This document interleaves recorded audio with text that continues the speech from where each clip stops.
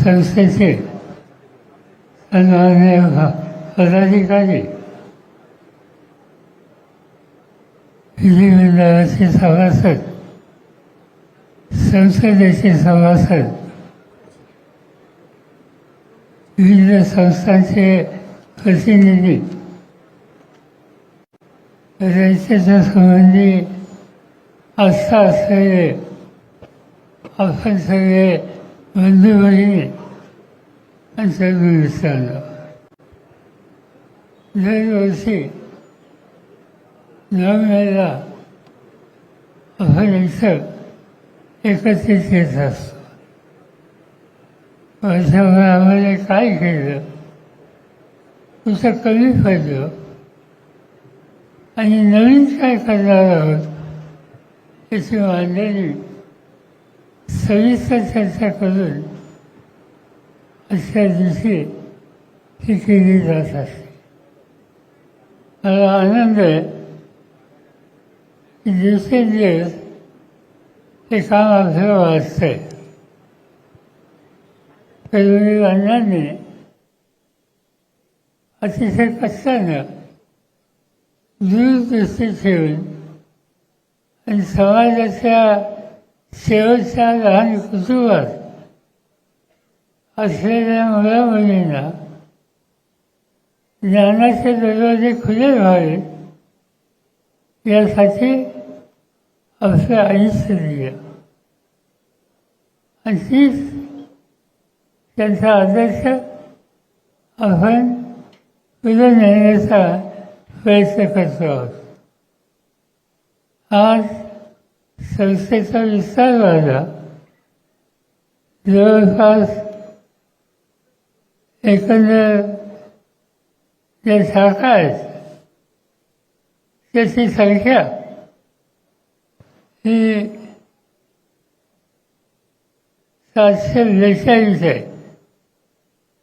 आणि या 742 शाखांमध्ये 4,18,000 मुलं शिकत असतात. 11,633 अध्यापक वर्ग हा संस्थेमध्ये ज्ञान देण्याचं काम करत असतो. वैशिष्ट्य हे आहे, हे सगळे गैरसेवक सर्वस्व वाह्याला प्रामाणिकपणानं संस्थेसाठी अखंड काम करत असतं.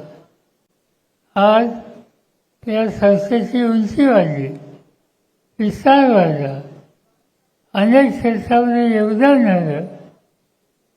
याचं श्रेय हे देत असताना त्याचा फार मोठा वाटा हा सेवकांचा आहे.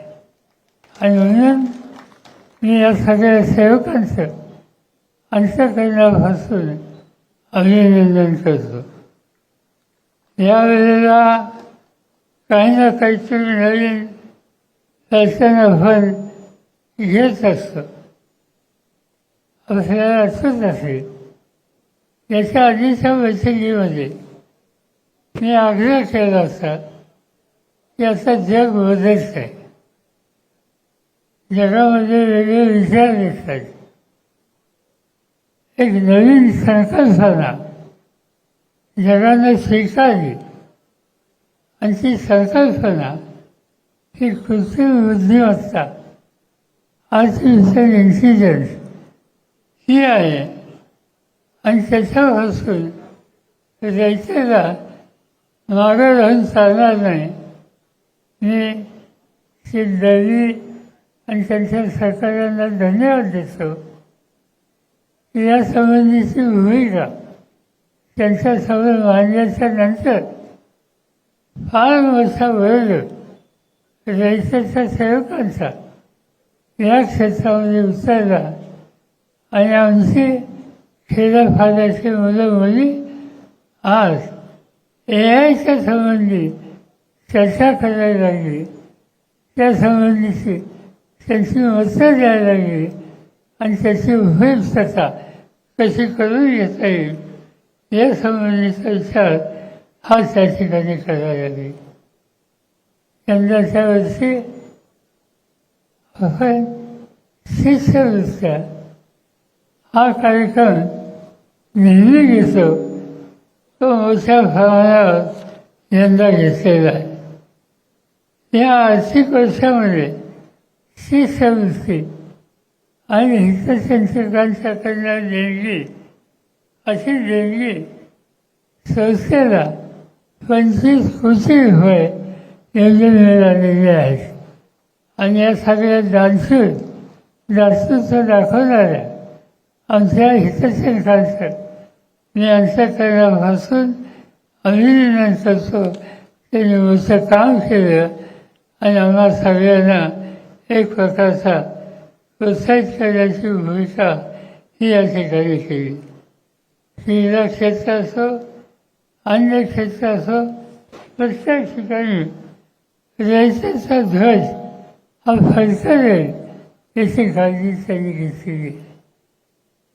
एक गोष्ट माझ्या मनामध्ये होती की अलीकडं जगातल्या काही महत्त्वाच्या विद्यापीठांचा आणि रयतेचा एक संबंध वाढला पाहिजे, नातं वाढलं पाहिजे आणि त्या दृष्टीने प्राध्यापक नलावले ज्यांनी आता तुमच्याकडे माहिती दिली त्यांना इंग्लंड अमेरिकेला पाठवलं होतं आणि सुदैवानं जगाच्या चांगल्या संस्थेमध्ये त्यांना सुसंवाद करता आला आणि त्या संस्थेच्या मदतीनं तिथं काही नवीन प्रोसेस हे सुरू करण्याच्या उद्देशी प्राथमिक चर्चा ही झालेली आहे।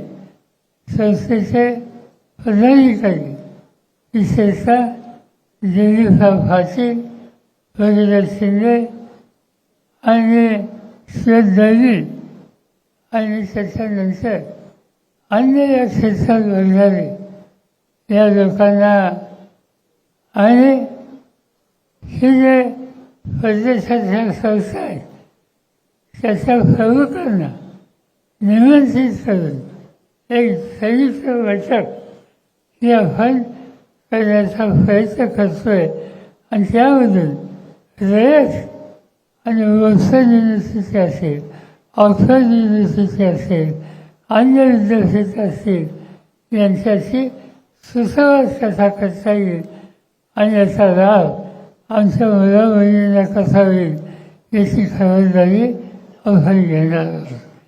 आणि म्हणून हे सगळे कार्यक्रम घेऊन आपल्याला पुढे जायचे।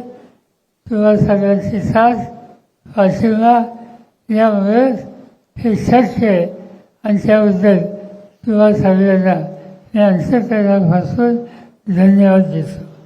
मी रामशेठ ठाकूर यांचा उल्लेख दरवर्षी करावा लागतो, पण दरवर्षी काही ना काही कोटी रुपये ते संस्थेला देत असतात। यंदा किती दिले काय असेल नाही।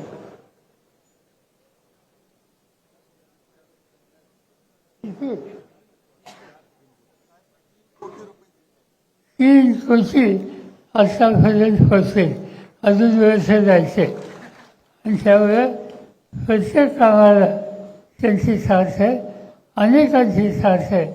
या सगळ्यांच्या सामुदायिक सहकार्य आपण हा कार्यक्रम दर्जेदार कसा होईल आणि इथं उत्तम आदर्श नव्या पिढीकडं सेवकाकडं कसा राहील याची सामुदायिक काळजी घेऊ एवढंच या ठिकाणी सांगतो आणि माझे 2 शब्द संपवतो। जय हिंद, जय महाराष्ट्र। धन्यवाद साहेब। आदरणीय शरदचंद्रजी पवार साहेब यांच्या बहुमोल अशा मार्गदर्शनानंतर एक निवेदन आहे।